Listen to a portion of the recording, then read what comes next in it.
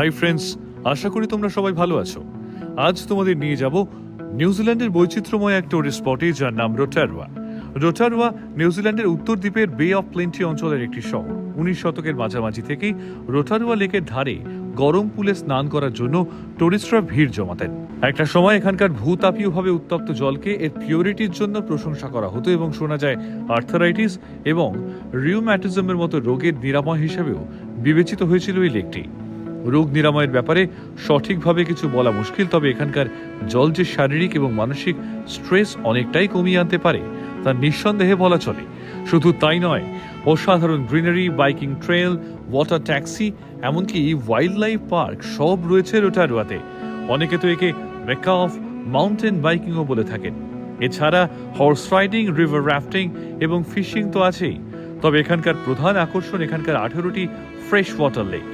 এখানকার বিখ্যাত পুল, স্পা এবং বিচগুলি হল Polynesian spa, lake Rotoiti, Waiotapu, thermal wonderland, secret spot, cedar hot tubs, hot water beach, টেরাটা বে, ভাঙ্গা পিপিরো র্যাশেল পুল এবং সবশেষে হেলস গেট জিওথার্মাল পার্ক এবং মাদ স্পা, যা সমস্ত পৃথিবীর অ্যাডভেঞ্চার ট্যুরিস্টদের বাকেট লিস্টে থাকবেই।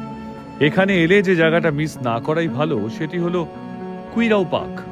এটি রোটারুয়ার একমাত্র জিওথার্মাল পার্ক, যেখানে স্টিমিং, হিসিং এবং বাবলিং করা যায় সম্পূর্ণ বিনামূল্যে। এছাড়াও বিনামূল্যে ঘুরে দেখতে পারেন কেরোসেন ক্রিক, ওয়াটারফল, স্পাউট বাথ, বুচার্স পুলের মতো অপরূপ সুন্দর জায়গাগুলি। রোটারুয়া থেকে নিউজিল্যান্ডের বিখ্যাত মাউন্ট রুয়াপেহু স্কাই ফিলস মাত্র 2 ঘন্টার দূরত্বে অবস্থিত এবং নিকটবর্তী বিচগুলি 1 ঘন্টার চেয়েও কম সময় পৌঁছে যাওয়া যায়।